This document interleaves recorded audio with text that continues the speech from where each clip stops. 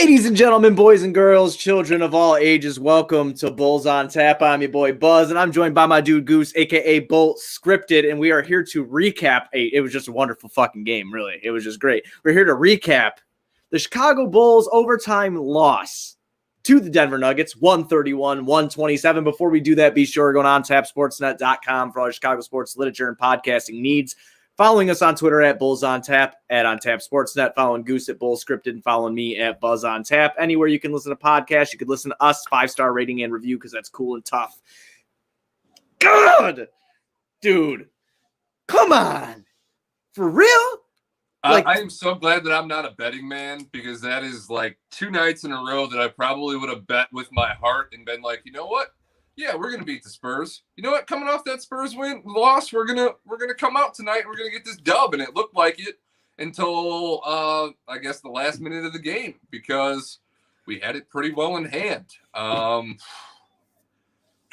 and Billy wanted it bad, man. He literally had Pat, Lowry, and Wendell all on the bench, all 3 of them. Kobe was the only one that was out there, and that's because his shot was on. They all wanted it, and it just the turnovers again, and it's just Zach got pickpocketed by the second coming of JJ Barea, son of a bitch. Wendell failed to score on JJ Barea's second cousin.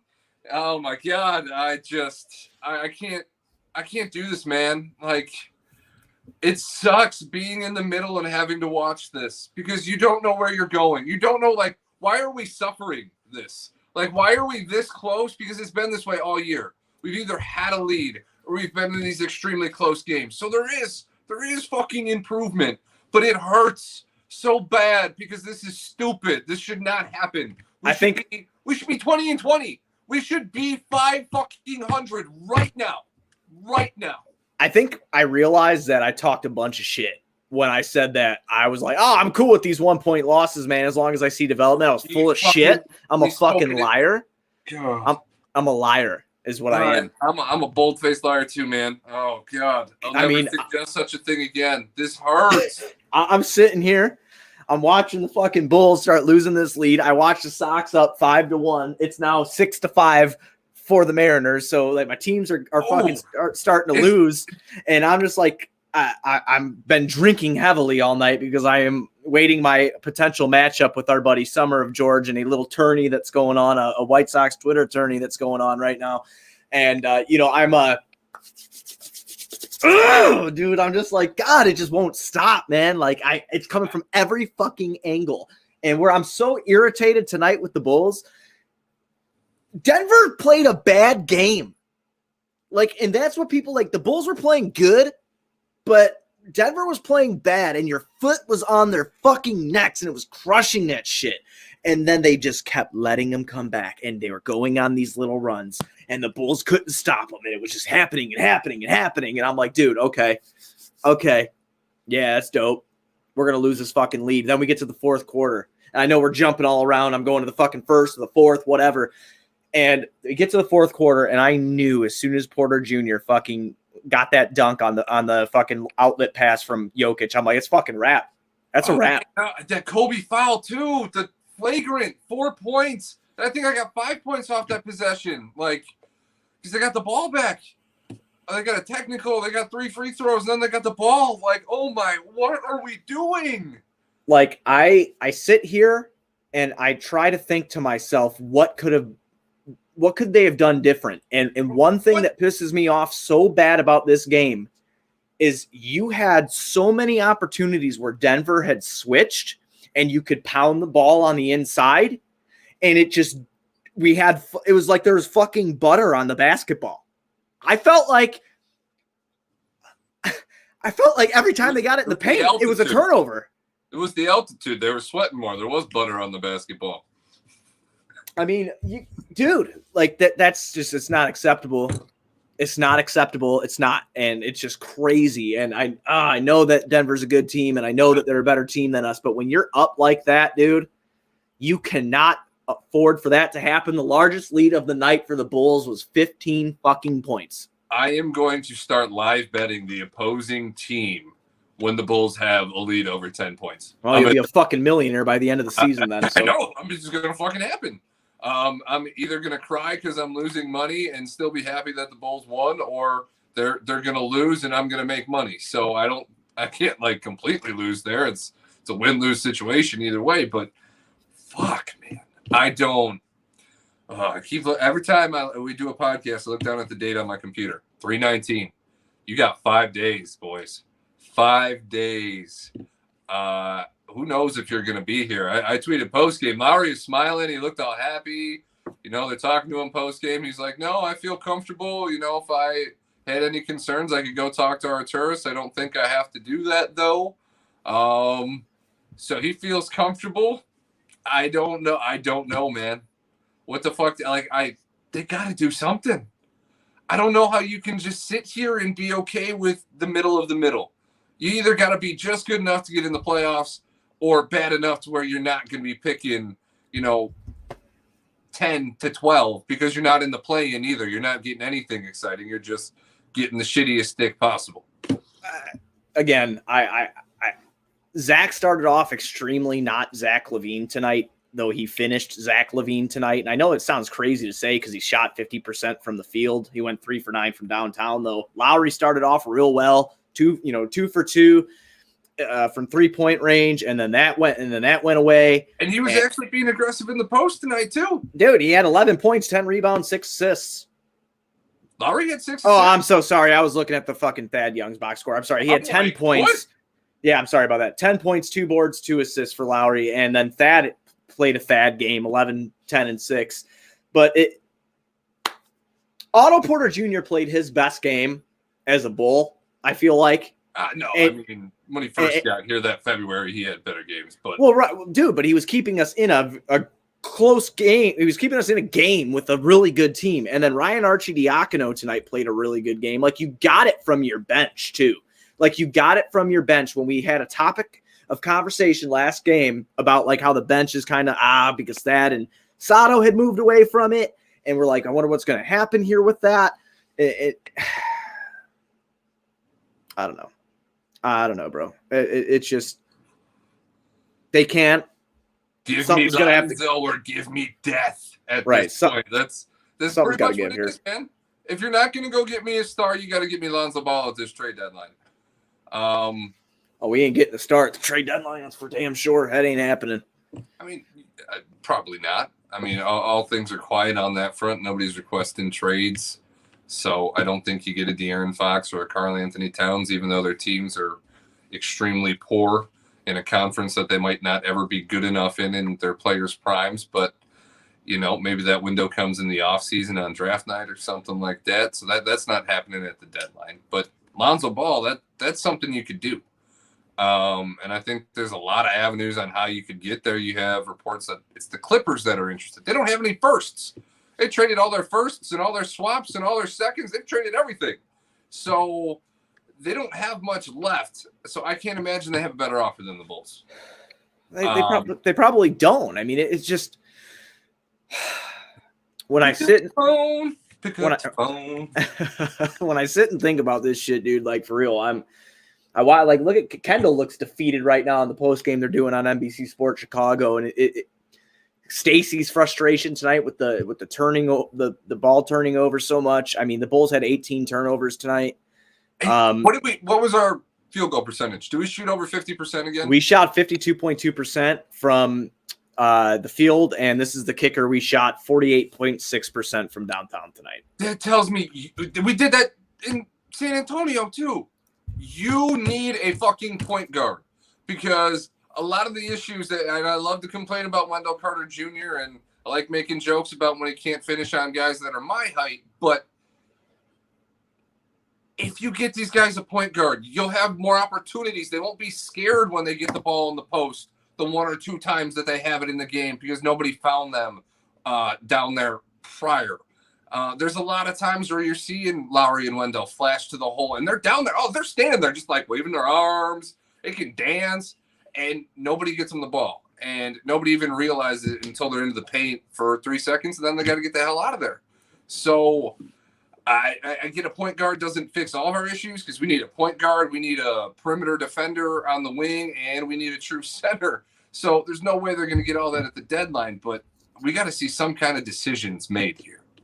I think you're getting to that point. I really do, because like you had pointed out in the beginning of the podcast, that Billy really wanted this win. Billy had the vets in a lot, and was trying to find a way to get this W, and it just didn't work out that way. And in the grand scheme of things, you're really starting to see, I'm not going to say the team's unfolding, but you're really starting to see that the talent that is placed together on this team isn't going to be able to get over said hump of what you want to get over. Because the goal every year should be a championship. And I stand by that. But coming into a new team like Billy has, and Arturis and Mark Eversley, coming into a franchise like this that was kind of in shambles, excuse me, and all, yeah, it tastes like Thai food. I had Thai food for dinner tonight. It was kind of spicy, actually, a little bit of fucking acid reflux there. It hurt. But it's, get at us, Pepto. Yeah, dude, I need some Pepto-Bismol, man. I need that, or what are those little things you put in the fucking water? Alka-Seltzer or some shit? Yeah, I need get them all, man. Yeah, I'm gonna take all of them. Gotta catch them all. Yeah, I gotta catch them all, man. But yeah, I feel like you're gonna see something at this point. I'm not sure what it's going to be. I wonder if they capitalize off of whatever value is there for Lauri Markkanen. I wonder if they capitalize off of the value around the league for Thad Young on contending squads. I don't know what they're going to do, but I do believe now more than ever it's going to be something, especially with these last two losses. I mean, you get a lead. I mean, you're jumping out and you cannot sustain it. So to me, I'm not blaming, obviously I'll never blame the vets for this, but to me, it's obviously that the vets aren't really helping in that aspect of things, not because of their flaws or their insufficiencies in trying to help the team. It's because the guys that are there just don't fit together and it doesn't work. And that's something that is concerning moving forward if they don't make a move. But again, I am pretty confident they're going to make a move. I think something's going to happen sooner rather than later with this squad. And it is what it is. I mean, the way they came out tonight and played with the starters was great. And then the bench comes in. I mean, at one point it was like 50 points for the starters, 48 points for the bench. I mean, it was absolutely amazing the way that they were playing ball. And, Wendell came out. I mean, no, that dunk, he hesitated. He got the ball kind of on the high post. He thought about it. He was like, do I kick this back out? Do I try to post him up? What do I do? And then he got out of his fucking head, and we saw the nicest move that we've seen from Wendell all year to start the game, and he followed it up with the top of the key three. So I think, you danced around it a little bit. I mean, if that is technically the hottest available commodity on the trade market, because there isn't going to be stars, how do you not trade him when you're losing games like this? Because what you danced around was ultimately that, yeah, the veterans are good. They're the reason why we're in these games, but they're still not good enough to win these games. So they're not helping us. They're making us feel like we're there and we're special and we're important and we can do this, but they're also not going to be here to hold our hand long term. So if you have a player on your team that is considered the hottest trade commodity on the market around the league and you're losing games, well, I mean, I think you've got to make that move. Yeah, I don't know, man. I like I said, I'm just so kind of in shock on how that went down. No, I mean, I'm in shock how that went down too. But let me look at it this way. What did we just see from Otto Porter Jr.? He looked like he could probably contribute just as much, if not more than that. He's on a giant expiring contract. Trading him is going to be a lot harder without taking salary back. Now, that's the opposite. You trade that, he's owed $14 million next year. If you can get positive assets and open up cap, that's a move that you got to fucking chew on real heavy if you're AK. And I've told you, I've been in this group, Bulls group chat with some friends and, through Twitter that I've met, and they pretty much, that whole group chat pretty much believes that they should be moving Thad for assets and whatnot. As far as the Otto Porter Jr. statement, is we know what Otto can do when he's healthy, and we've seen it before, even in his time in Washington. It's just the consistency factor with him. But that comes down to picking a lane on what you think you are and what you can actually be. And where they're at right now is on the outside looking in on a play-in opportunity for the playoffs. Not the playoff, play-in opportunity for the playoffs. And then on top of that, you're sitting at the bottom of the standings where you don't know what's the fucking move, man. Like, do you want to go in this loaded draft class? Has anybody been? I mean, I'm sure they're paying attention to the tourney right now. Loaded draft or participation trophy of being in the play-in. I would like to say, honestly, I told you this in prior episodes. I'm at the point now. I said it with you on Fred on the Knights of the Round Ball table. I am at a point where the draft is so deep. And even Joe said it when he was on the show. Joe Colley from Sun Times said it when he was with us. This draft is so deep. And if you're able to free up some dough and you have Zach LaVine here who can attract people to come and play with him, you might be sitting in a better spot for the long term, because I'm not all about getting into a play-in with this core, if you will. I put air quotes around that if you're just listening to the podcast version, not watching us live on Twitter, YouTube, and Facebook. But I'm not all about close but no cigar shit. And that's where they're at. And they have to figure a lot out. This game was very telling. This game was, Denver, like I said, played a fucking bad game. They played really bad. The Bulls played well in the beginning, and then they lost it. And it's just, that is a story that is told time and time again, or has been told time and time again throughout this season that we've had. It close but no cigar. And, do what you got to do, man. That's why we don't get paid the big bucks to make these decisions. We're just on the outside looking in kind of guys who just like to crack some beers, drink some whiskey, watch the game. But where I'm at right now is fuck it. I know I got Zach. I know he's an all-star. I know he's ascending. I know he's getting better. Needs to get better defensively. He had a lot of points tonight where I was screaming at my fucking TV at him. But I know what he brings to the table, and I know what he can do. On a bad game, he shot 50% from the field. Okay. Well, on that note, what do you think? Zach is completely free? There's no question at all, no debate amongst them at all about trading Zach? Because if you commit to trading Thad and you start breaking down this roster, from what I've read correctly, the Bulls can offer Zach an extension this offseason and forgo, unrestricted free agency. But my understanding is Zach would have to leave money on the table to do that. He could get more money from the Bulls if he waits until unrestricted free agency than he could get. So maybe Zach's desire to be here, to be the face of a franchise like the Bulls, and the endorsement opportunities that come with that, which Joe also talked to us about in regards to Butler, maybe those things factor into him taking that extension. But if you're trading away pieces without getting stuff that clearly show him it's to build around him, you might run into a situation where you could lose Zach in unrestricted free agency if you don't play your hands right around him. So do you think, it's hard to think 6 days. And they're saying in the media, if players had concerns, they'd know what's going on. I don't know. I think we'd know if Zach was going. But at the same time, I think about it, and it's if you're sellers, don't you have to be sellers on everything? Well, that's a good point. What's on the table and what's not on the table? And again, it's a good point that you bring up. I guess in my own mind, classify Zach as being untouchable because of it could be the homer in me. Which is fair. And I'm there with you, but I'm saying from an organizational standpoint, are they having that conversation still? Or are they, that's just now, we don't have to talk about that. We'll worry about Zach's extension come the offseason. We'll worry about, getting Zach the money that he's earned at a later date. Right now, Zach isn't even on our mind. I'll tell you what, it'd be a bad look. I think it'd be a bad look for the organization if they move Zach LaVine after how he speaks so highly of the city, him only being 25 years old, him being a guy who's 28, 5-5. Having a historic offensive season, first-time All-Star. I think that would be a very, very bad look for the Chicago Bulls' new front office. If they did that, I think it would keep the same fucking stigma around that has been here for the last 20 years. Yeah.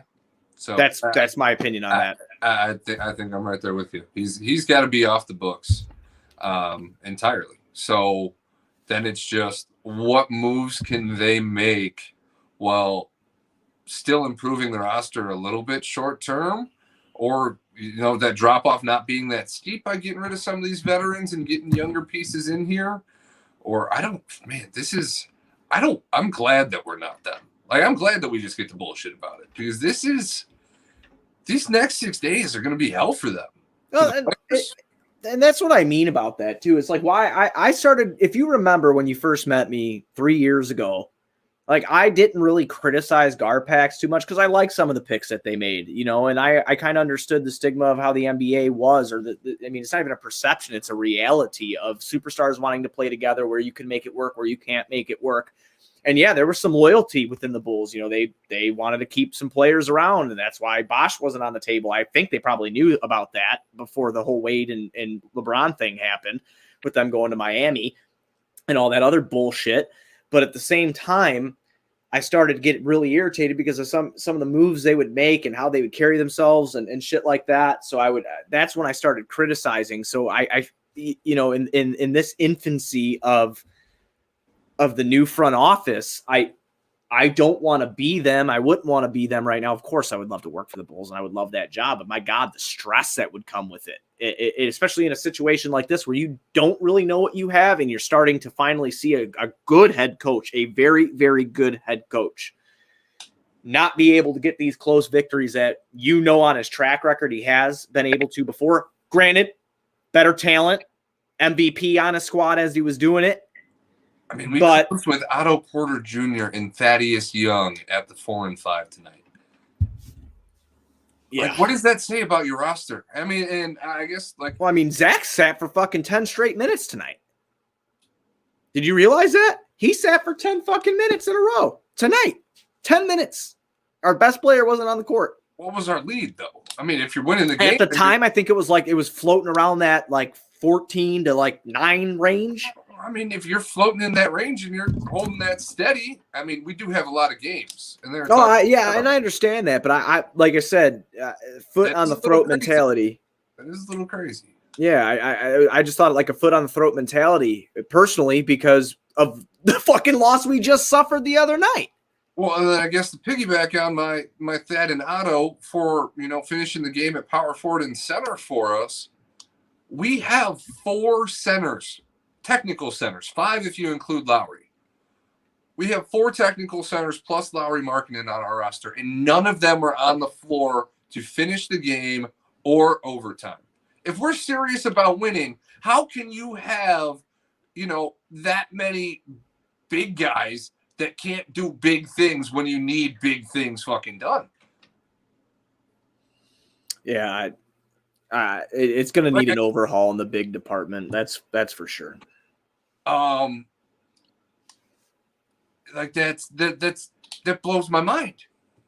And I get the league is trending small and offensive and fast paced and transition oriented and all that good stuff. But you have Nikola Jokic cooking Thad Young in his 1,001st game of his career, playing an MVP caliber guy. Like that's great.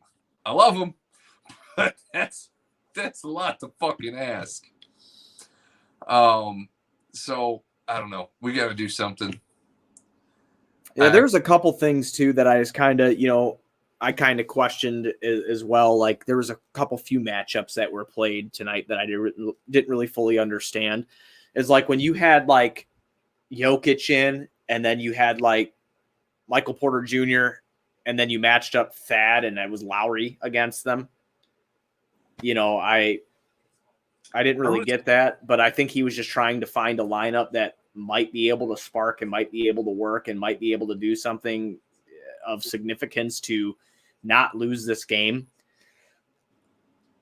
And he just said in his presser, I have the little subtitles up or whatever, it can't be self-inflicted wounds on a regular basis. Well, it is. But it is. So consistently every game we're talking about, man, we shot the ball real well. We actually didn't get out rebounded that much considering, the size of the lineups that we're running. We shot great from 3. We can score the ball. Our defense doesn't look that bad, but we fucking turn the ball over so much that we can't win games. Yeah, I don't know, man. This was a hard one. This was a hard pill to swallow. Even Jokic, I mean, he started off so slow. I don't think he scored till the second quarter. I mean, and then he just finishes a game fucking almost with a trip dub, 34-15-9 for him. Well, Michael Porter Jr. can just fucking score too, dude. AK and Jokic were talking before the game, so I'm just going to... Jokic to the Bulls, confirmed. Yep, I'm just going to have fantasies of that happening and sleep tight, and Jokic is coming to Chicago. And Zach and Jokic are going to win ring number 7, and life's going to be grand, Yeah, keep dreaming, my brother. That's all we could do. That's all we could do at this point. Before we move into the next game, everybody who's listening to this podcast, if you are a fan of betting, if you like betting on sports, the NCAA tournament is here. If you live in Illinois or Iowa, go to betrivers.com. Use promo code ONTAP. They will match up to $250 with a deposit if you use that promo code ONTAP. So make sure you guys go ahead and head over there and do that. Again, betrivers.com, promo code ONTAP. They'll match up to $250 so you can bet and win some money on these games. A lot of upsets today, but hey, give it a shot. Next game. Tap in. Yeah. Have you heard that stupid song? I have, yeah. I have. Oh, my God. Oh, I'm sorry I brought it up, but it seemed fitting. Oh, no, it was totally fitting. It was fitting for the moment, that's for sure. Sunday, we play Detroit, 6 p.m. Any thoughts on that game? Or just fucking win, baby, win. They're 12-29, so. I don't know if I want to win anymore. That's the issue we're getting to. It's like, well, they're 12-29. We got 18 wins. Is there a way we can catch Detroit down there at the bottom and get into the top 5? Is that possible? Do I want to drop this game? Do I want to leave with 18 wins and Detroit having 13? Because then I close that gap pretty good. So I don't know. As much as I don't want to be Mark or AK, I wish I was sitting in the room so I knew what the fuck was going on, so I could give you an answer on what I want in the Detroit game. I guess just win, baby, win. We'll ride with that because I really thought we were done rooting for losses, but we're sniffing around that area again, and I don't know, man. I haven't pulled up Tankathon yet this year, but I'm getting pretty fucking close. It's all very sad, really. It's just all a real bad time.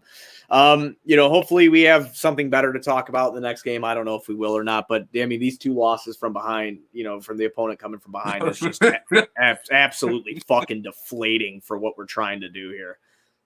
And like I said at the beginning of the show, I'm a fucking liar because I said that I would totally take losses of 1 point if there's development, but when you're up so big and you blow it, it's no bueno, man. No fucking bueno.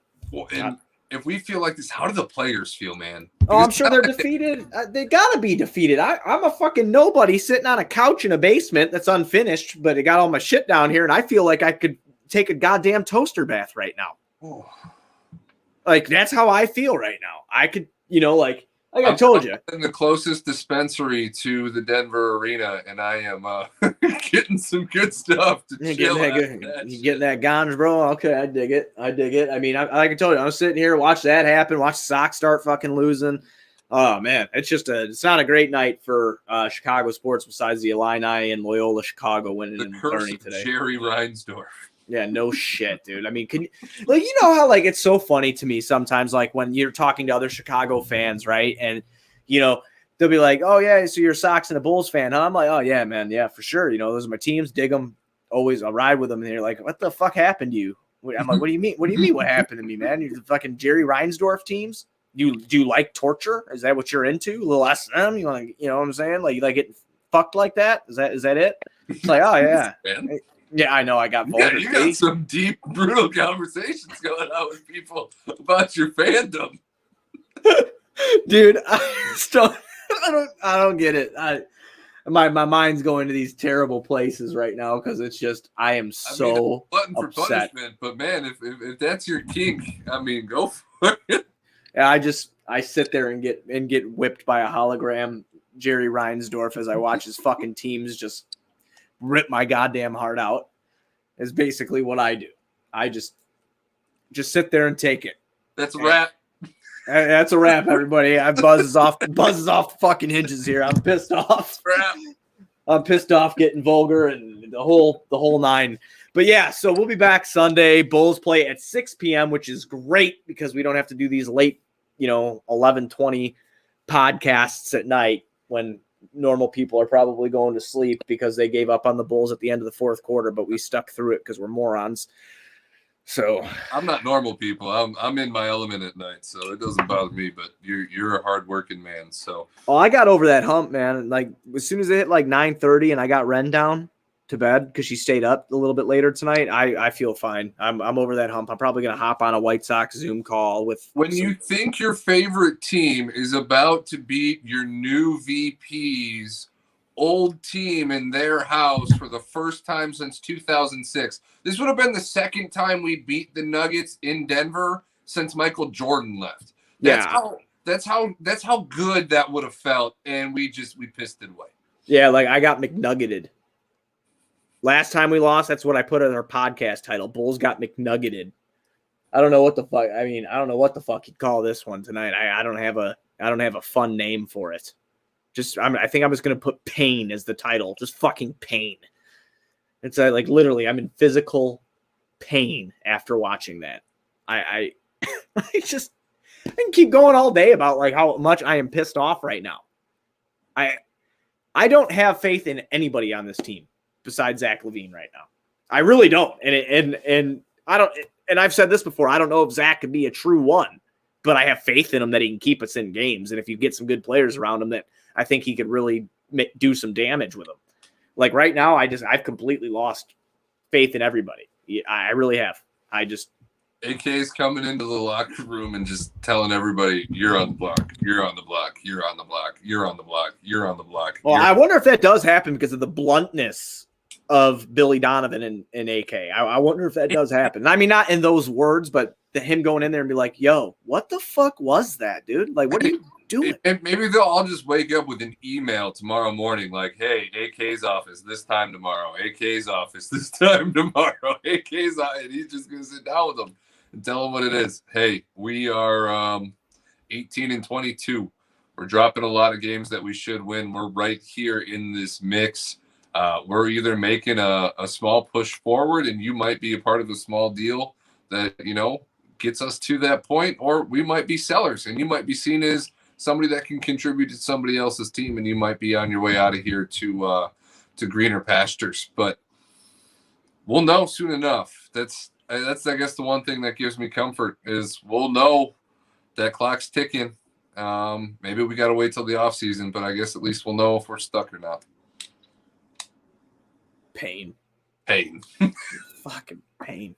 All right, everybody, be sure to go to OnTapSportsNet.com for all your Chicago sports literature and podcasting needs. You know where to follow us on Twitter at Bulls on Tap, out on Tap Sportsnet, Goose at Bulls Scripted, me at Buzz on Tap.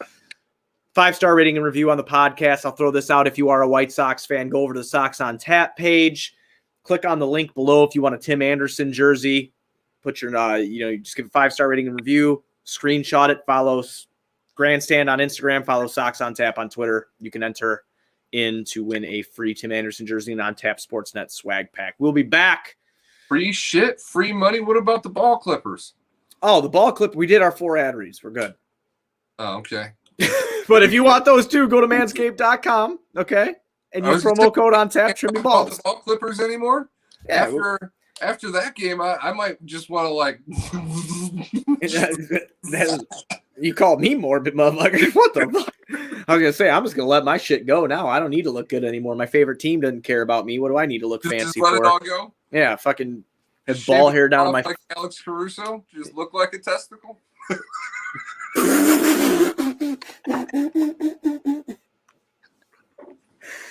Oh, God. All right. That's a wrap. That's a wrap. It should have been done 10 minutes ago. Let's go, Bulls.